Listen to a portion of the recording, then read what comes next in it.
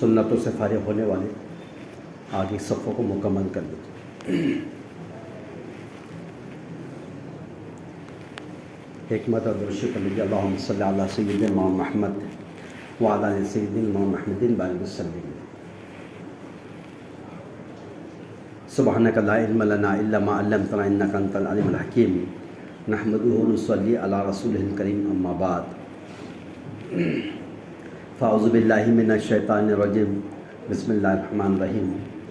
کنتم خیر امۃ اخرجت للناس تأمرون بالمعروف وتنہون عن المنکر وتؤمنون باللہ، صدق اللہ العظیم۔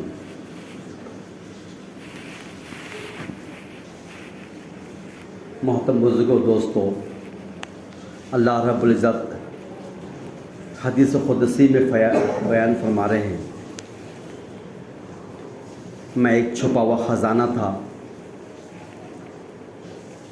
میں نے یہ چاہا کہ میں لوگوں میں جانا جاؤں، لوگوں میں پہچانا جاؤں، لوگ مجھے جانیں، لوگ مجھے پہچانیں، میں کیسی طاقت والا، میں کیسی قدرت والا، میں کیسی وحدانیت والا۔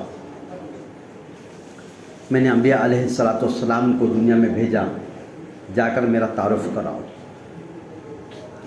چنانچہ انبیاء علیہ السلام دنیا میں تشریف لائے، کم بیش 1,24,000 انبیاء علیہ السلام دنیا میں تشریف لائے اور اللہ کے بندوں کو اللہ کی دین کی طرف، اپنے نبی ہونے کی طرف بلائے۔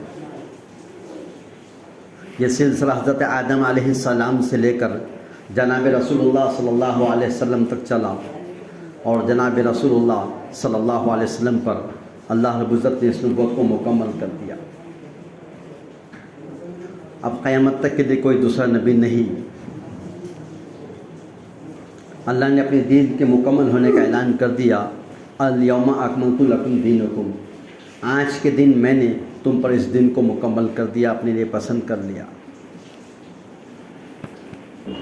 اب یہ ہے کہ جو آدم علیہ السلام سے لے کے تو حضور اکرم صلی اللہ علیہ وسلم تک اور حضور کی شریعت کو لے کے آج تک جتنی احکامات، جتنی شریعتیں اور جو بھی آسمانی احکامات ہوتے تھے، وہ تمام کو تمام ایسے ہی جیسے آئے ہیں آسمان سے، ویسے ہی امتوں تک، قبیلے تک، لوگوں تک پہنچانے کی ذمہ داری اس امت کے ذمہ اللہ نے لگا دیا، کیونکہ نبی قیامت تک نہیں آئیں گے۔ اب کوئی دوسرا نبی قیامت تک کے لیے نہیں آئے گا، لیکن جو نبی محنت لے کر آتے تھے، جو نبی کام لے کر آتے تھے، نبی جس مشن کو لے کر آتے تھے، وہ کام، وہ محنت آج بھی باقی ہے اور انشاءاللہ قیامت تک باقی ہے۔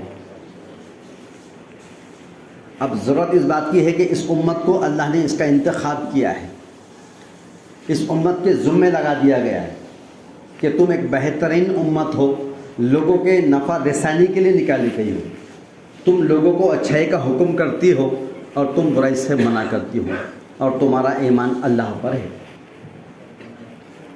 تو وہ دور میں تو نبی علیہ السلام آیا کرتے تھے، جو بے گناہ ہوتے تھے، معصوم ہوا کرتے تھے، اللہ ان کے ذریعے سے اپنے اس دین کو مکمل کر کے انسانوں میں، لوگوں میں اور جو ہے تو امتوں کے اندر پہنچانے کی ذمہ داری ان کو دیتا تھا۔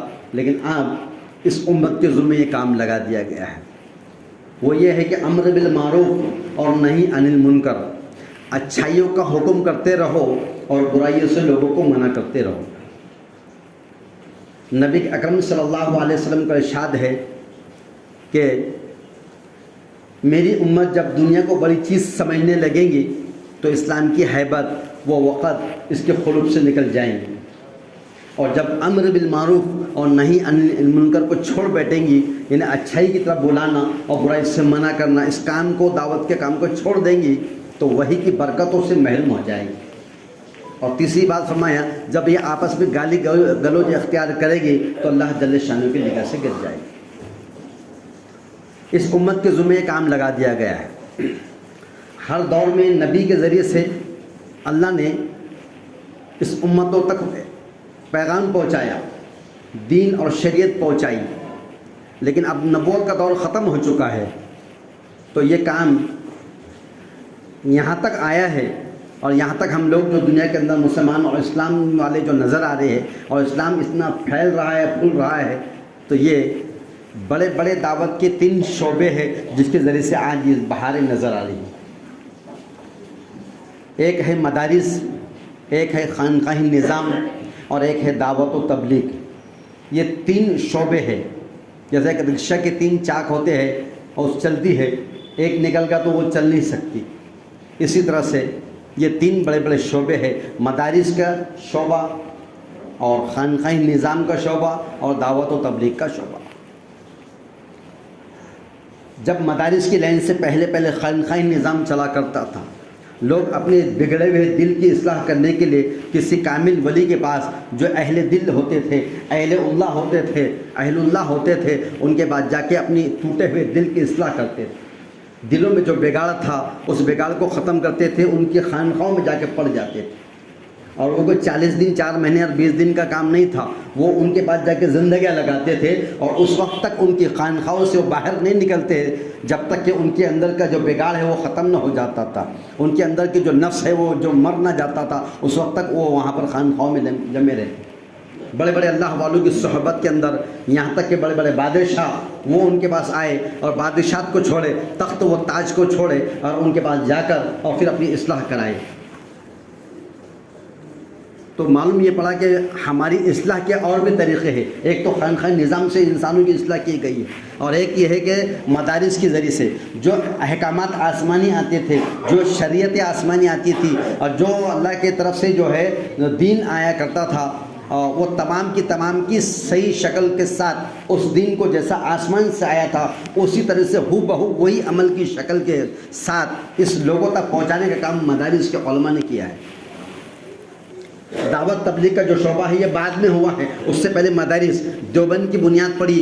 آج سے 150 سال پہلے آپ صلی اللہ علیہ وسلم جو ہے تو خواب میں آئے اور آ کر اس دیوبند کی بنیاد ڈالی، پھر دیوبند کا جھوپڑے سے چھوٹے سے مدرسے میں اس کی بنیاد شروع ہو گئی، اور اس کے بعد آج وہ پھیلتا ہوا ایک تناور درخت کی شکل میں ہو گیا کہ وہ اس کے ذریعے سے اللہ نے پوری دنیا کے اندر خیر اور اس کے فیض کو جاری اور ساری فرما دیا۔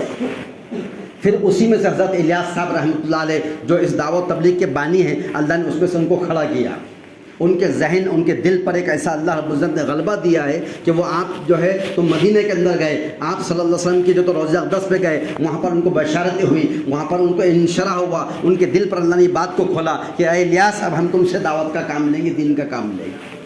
تو بے چینی کی حالت میں پریشان ہوئے، اپنے شیخ خلیل احمد سہارنپوری رحمۃ اللہ علیہ ان سے ملے اور علماء سے ملے، دیوبند والوں کے سامنے مسئلہ رکھا کہ میرے پہ ایسی عجیب کیفیت ہونے لگی ہے، اب بتاؤ میں کیا کروں؟ تو کیا ہونے لگا؟ کہنے لگے مجھ پر ایک بے چینی ہو رہی ہے، امت کا درد آ رہا ہے، اور یہ چاہ رہا ہوں کہ لوگ جو ہے تو دیندار بنے، لوگوں کی زندگی میں دین آئے، لوگوں میں تبدیلی آ جائے، کیسے آ جائے؟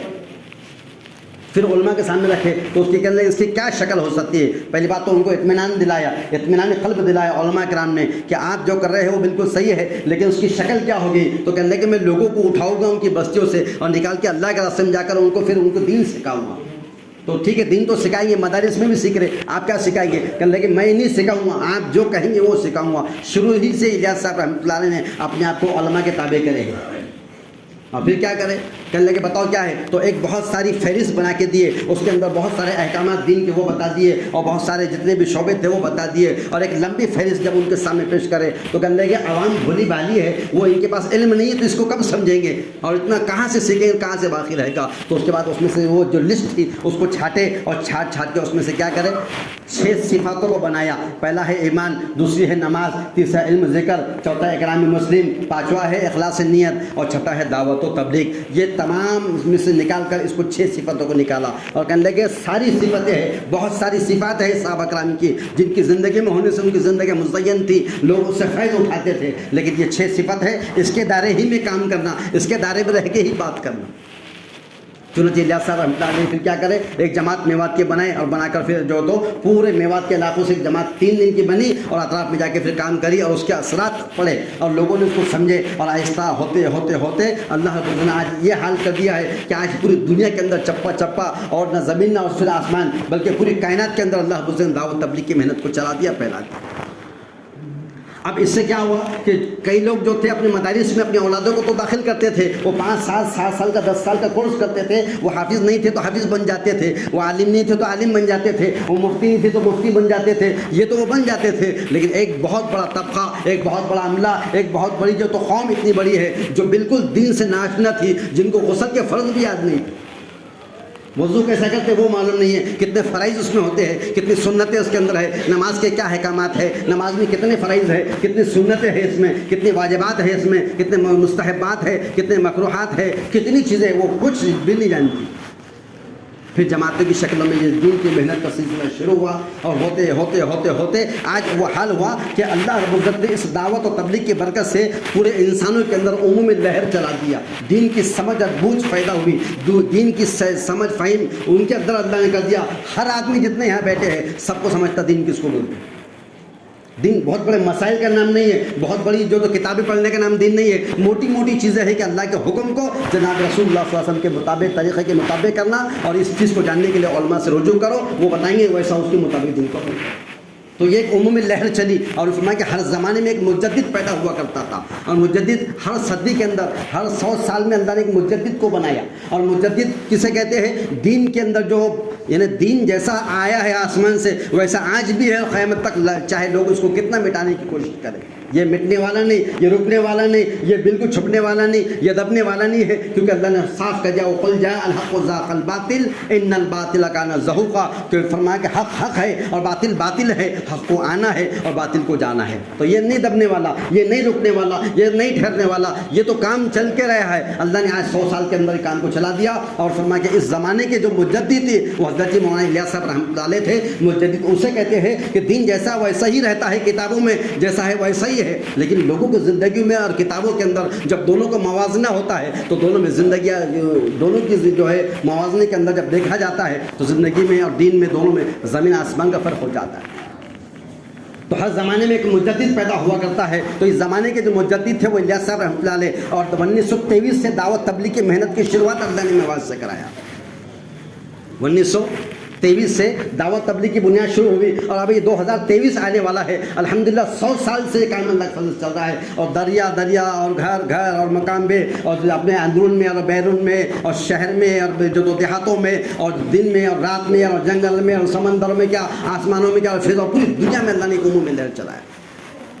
کام چل گیا، اللہ نے چلا دیا. اب وہ جو مجدد ہوتے ہیں وہ کیا کام کرتے ہیں؟ جو قرآن اور حدیث کے سے ہٹ کر جو لوگ اپنی زندگی گزارتے ہیں، ان کی زندگی میں جو بگاڑ ہوتا ہے وہ اس کے مطابق اس کو ڈھال کر ویسا لاتے ہیں جیسا قرآن آیا تھا، جیسے حدیث آئی تھی، جیسا دین آیا تھا، اسی مطابق انسانوں کو اس کی طرف بلاتے ہیں تاکہ جیسا آسمان سے آیا ہے ویسا کرو. تو وہ عمل بنے گا، وہ قابل قبول بنے گا، اس پہ اللہ اجر دے گا، اس پہ مغفرت کے فیصلے کرے گا، اس پہ مدد کرے گا. لیکن دین سے ناآشنا ہونے کی وجہ سے لوگ دین نہیں سمجھ پا رہے تھے. آج سے کم جو تو 40-50 سال پہلے، 30 سال کے اوپر ہو گیا، ایسا وقت تھا کہ لوگ اس کو دین سمجھتے تھے. جس کے دل میں جیسا آتا ویسا دین سمجھ کے کرتا تھا، وہ جس کے دماغ میں جو آیا وہ اپنی طریقے پہ دین سمجھ کے اس کے اوپر عمل کرتا تھا. لیکن آج لوگوں کو معلوم پڑا کہ دین کیا ہے، دین کسے کہتے ہیں، اللہ کا حکم کیا ہے، نبی نے کیسا کرے، اس کے فرائض کیا ہے، اس کے احکامات کیا ہے، اس کے مسائل کیا ہے. اگر میں نماز پڑھا ہوں تو اس میں کتنے احکامات ہیں، یہ بھی لوگ سمجھنے لگ گئے اور سمجھ رہے ہیں، سمجھا رہے ہیں. سنتیں کیسی ہے، جب پیشاب کیا جائے تو کیسا کرتے ہیں، بیت الخلاء کو کیسا بیٹھتے ہیں، سفر میں ہو تو کیسے چلیں گے، یہ ساری کی ساری جو تو جماعتوں میں نکال کر وہاں حلقوں میں لے کے بیٹھ کے اس کو دین ایسا سکھاتے ہیں جیسے کہ ماں اپنے بچے کو سکھاتی ہے.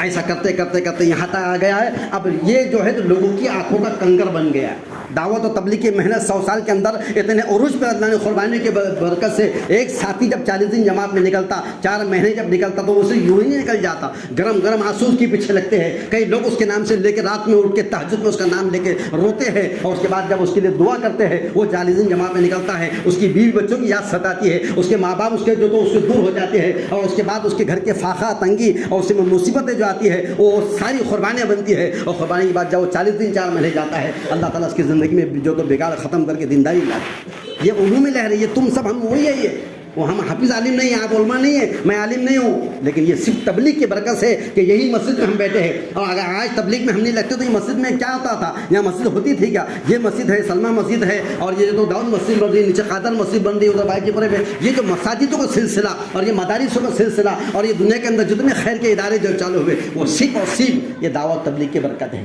ہاں مسجد کو نمازی ملے، حاجی کو جو بیت اللہ کو حاجی ملے، اور دنیا کے اندر جتنے خیر خیرات کے کام کرنے والے ہیں وہ صرف اور صرف سود بوجھ کے پیدا کرنے والے وہ تبلیغ کے ہیں۔ اس کی وجہ سے اللہ نے ان کے اندر وہ چیز پیدا کیا، اور آج دنیا جو ہے تو اس بات کی کوشش میں لگی ہے کہ دعوت تبلیغ کے کام کو جو دنیا سے مٹا دے۔